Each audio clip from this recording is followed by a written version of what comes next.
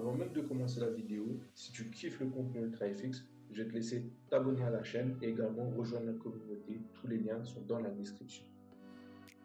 Aujourd'hui, on va parler tout simplement de zone d'approvisionnement.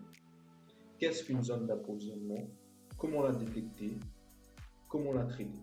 Voilà aujourd'hui, qu'est-ce qu'on va voir dans cette vidéo. Alors pour la petite histoire, j'étais sur l'EuroJPY, j'étais en train de backtester un peu l'EuroJPY. Comme vous pouvez le voir ici, j'avais pris la petite achat après avoir détecté tout simplement cette réaccumulation qui avait pris de la liquidité à ce niveau-là. Du coup, je suis rentré sur le test pour profiter de l'achat et revenir sur cette zone d'offre. Vous voyez, la zone d'offre, j'avais distingué deux zones d'offre intéressantes, celle-ci et celle-ci. Là, comme vous pouvez le voir, on a réagi sur cette zone d'offre qui est là. Okay. On va bien se mettre dans le contexte dans un premier temps. On va voir une grosse unité de temps. Qu'est-ce qu'on a? Où sont nos liquidités sur le marché? Qu'est-ce qu'on va aller viser sur l'euro et JPY? Ici, nous voyons que une structure baissière s'est mise en place. On peut le voir. On voit que là, on a notre low high qui a donné l'impulsion à ce niveau-là. Et là, on a subi ce retracement. Mais on peut voir qu'on a des liquidités qui sont en attente à ce niveau ici. Je vais vous l'indiquer. À ce niveau ici, on a des liquidités qui sont en attente. Des liquidités qui n'ont pas encore été prises et qui, du coup, a formé des equal high. Des equal low, excusez-moi. Alors, ici, du coup, si on redescend en petite unité de temps, comme on était auparavant, on voit que on est venu récupérer la zone d'offre ici. On voit qu'ici, on a bien eu une structure haussière qui nous donnait higher high et higher low. Higher high, higher low, higher high. L'impulsion, la cassure de structure qui était devant nous. Vous voyez, j'avais testé une première entrée à ce niveau-là, sur ce low high qui est là. Et du coup, je suis sorti en stop loss puisqu'il est venu récupérer notre zone d'offre initiale qui avait provoqué la cassure de structure. Et du coup, après cette zone d'offre qui est là, vous pouvez voir que nous avons eu une distribution qui s'est mise en place. Un arrêt, un test, une prise de liquidité, l'impulsion. Et vous voyez qu'ici, j'ai pris une position vendeuse. Je suis rentré en position sur ce trade pour aller chercher dans un premier temps le TP1 et comme objectif notre TP2 qui va être tout simplement les equal low qu'on a vu juste auparavant. Ici, je suis sorti à BE après avoir TP1. Vous pouvez voir ici j'ai pris un petit BE également puisque j'avais vu la prise de liquidité à ce niveau-là. Du coup, j'ai tenté ma vente après avoir vu un BOS à l'intérieur. Vous voyez que ça n'a pas tenu. On repart, on va chercher du coup ce qu'on appelle la zone d'appro. Mais qu'est-ce qui va déterminer une zone d'appro? La zone d'appro, il faut bien comprendre que dans un premier temps, la zone d'appro, elle va être déterminée par une consolidation de prix. On a deux types de consolidation de prix. On a la distribution, qui va être le processus mis en place par les big boys pour faire chuter le marché. Et vous allez avoir l'accumulation, qui est un processus d'achat qui est mis en place également par ces mêmes big boys pour faire monter le marché.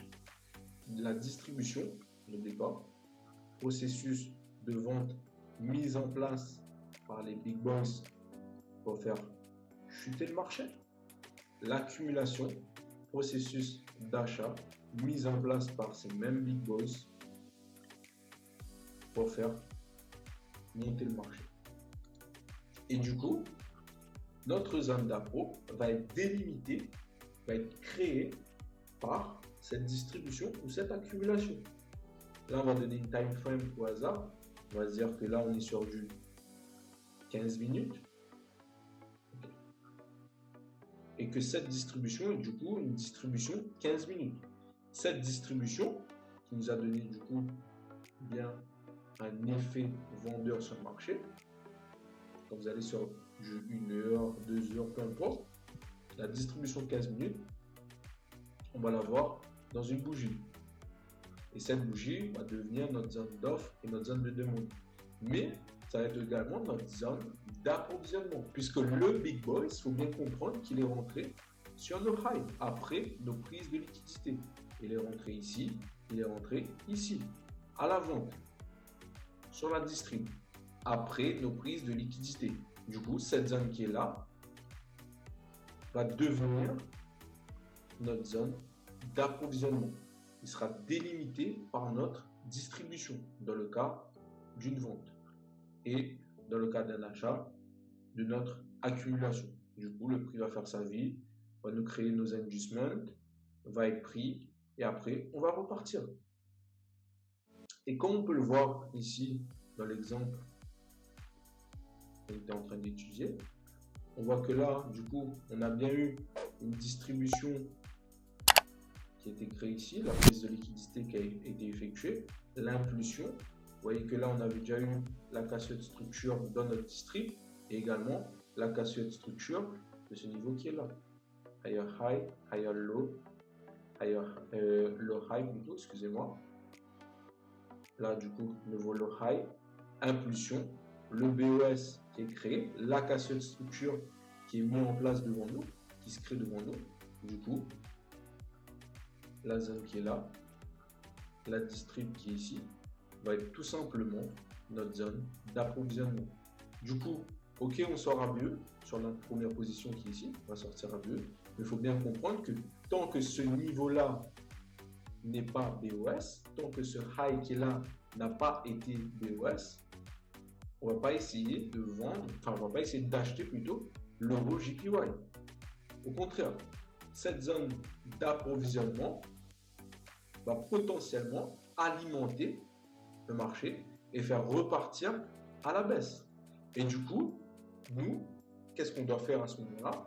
Arriver sur cette zone d'appro, on va essayer tout simplement de comprendre les confirmations que nous avons devant nous pour pouvoir rentrer en vente. Et ici, la première information qu'on a, ça va être notre structure. On n'oublie pas, on a 4 règles en SMB. La première, la structure. La deuxième, l'offre et la demande. La troisième, la cause à effet. Et la quatrième, la liquidité. La première, ça va être tout simplement la structure. Et là, quand je regarde ma structure, je vois bien qu'ici, on a notre higher high qui a été formé. On va l'indiquer.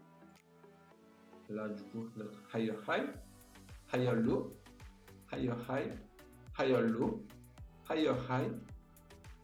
Et ici, on peut identifier un BOS. Ce BOS qui va nous indiquer qu'on repasse bien baissier, que notre structure devient bien baissier. On a bien une structure bearish qui est en train de se mettre en place. Et du coup, ici, ça va être notre premier lot qui vient casser notre structure. On va bien l'indiquer pour que ce soit bien clair pour tout le monde. Notre lot qui est ici. L'impulsion, la cassure de structure, notre BOS, du coup, qui va nous montrer que là, on repasse à l'avant et que notre zone d'approvisionnement tient bien le marché à ce moment-là. Notre zone d'appro qui a été créée par cette distrib qu'on avait ici, l'arrêt, le test, la prise de liquidité, l'impulsion, le BOS du high-low qui est là, du coup l'intention de vente. Ici, on est venu tout simplement reprendre de la liquidité. On reprend de la liquidité, on revient dans la zone d'appro. Vous voyez qu'on a toujours le même système de créer des feuilles pour pouvoir nous indiquer qu'est-ce qui doit sauter. On voit qu'ici, arrêt test, prise de liquidité, l'impulsion, la cassure de structure qui va nous intéresser. Et vous voyez que là, du coup, on a bien pris de la liquidité. Nouveau low high qui a été validé. Et ce low high qui est là, comme il a pris de la liquidité et est revenu chercher l'ODF de la bougie qui avait pris l'argent auparavant et qui est revenu sur la zone d'appro, va devenir notre low high protégé. Ce niveau-là est notre low high protégé, du coup notre PE potentiel. On peut se baser sur ce doji-là pour entrer en position. Vous voyez qu'ici, du coup, l'entrée qui pourrait se faire à ce niveau-là, avec notre stop loss qui pourrait être travaillé sur la mèche du doji. On voit qu'on est à 3,4 pips de stop, ce qui est pas mal. Du coup, on peut essayer également rechercher des confluences. Exemple, en 6 minutes, on voit qu'on a la même bougie. 7 minutes, on a toujours la même bougie. 8 minutes, on n'a pas la même bougie, mais à peu près la même zone. Okay. 4 minutes, on a la même bougie. On voit qu'on a plusieurs confluences. Du coup, l'entrée potentielle, après, bien sûr, on n'oublie pas, toujours entrer après des prises de liquidité. Ici, on a eu nos prises de liquidité. Et ici également, on a eu nos prises de liquidité. Celui-là est devenu notre low high protégé. L'impulsion, la cassure de structure qui est bien devant nous. Ok. Notre doji qui est ici. On peut attendre notre entrée sur ce niveau qui est là.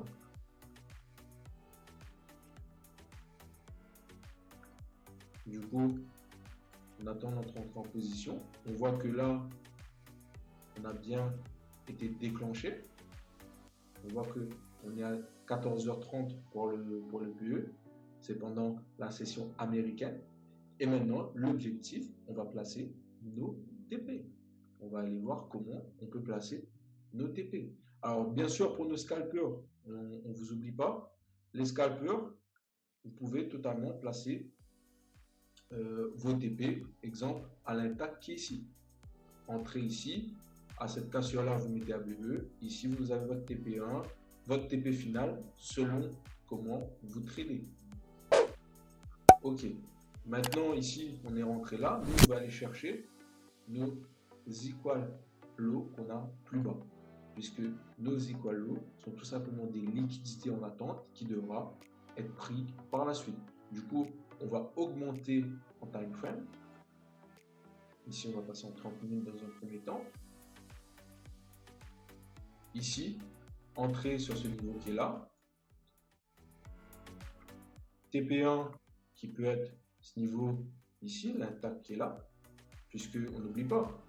Et ici, on a eu la première entrée, nos cassures de structure, on a pris la liquidité de l'intact qui est là, on a retracé. Du coup, ce niveau-là est juste un niveau de liquidité. Du coup, ici, ça peut être notre TP1. On voit que sur notre TP1, si vous êtes un intraday, on peut aller chercher du 22 de RR. Ça peut être notre TP1. Ça peut être également notre TP final selon notre style de trading. Là, vous voyez que pendant ce backtest là, j'avais pris même des petits scalps pour aller chercher notre niveau d'offre. Vous voyez, c'est un style de trading. On a des confirmations, des trades intéressants pour des scalpers. On a des trades intéressants pour des gars qui vont faire de l'intraday, mais également pour des gars qui vont faire du swing. Et là, on est encore sur de l'intra. On va chercher l'intact qui est là. Après, pour ceux qui ont une vision un peu plus loin, comme on l'a vu, c'est d'aller chercher les intacts qui sont ici. Du coup, nos equal low. Du coup, TP1 à ce niveau-là, TP2 qui va être à ce niveau-là. Et vous voyez que là, on va chercher 150 de pips, 151 de pips, mais surtout un RR potentiel sur le papier de 44. Bien sûr, si vous avez fait une clôture partielle ici, le RR va être diminué, mais ça reste toujours très profitable et très intéressant pour vous. On voit que derrière, le marché va commencer à partir et on va augmenter en unité de temps. On voit que nos liquidités vont être prises au fur et à mesure. TP1 qui a été actionné, on retrace, et le TP2 qui a été pris. Vous voyez, TP1 qui est pris, par un BOS. Du coup, liquidité qui a été prise par ce BOS, on retrace, on va chercher à notre niveau d'offre pour faire repartir le marché. Et du coup, après, on va aller nettoyer nos liquidités, nos equal low. Et après, pourquoi pas repartir à l'achat après avoir actionné notre demande zone qui est ici. Du coup, n'hésitez pas à liker cette vidéo si vous avez kiffé et à vous abonner. On se retrouve le week-end prochain pour une nouvelle vidéo. Prenez soin de vous.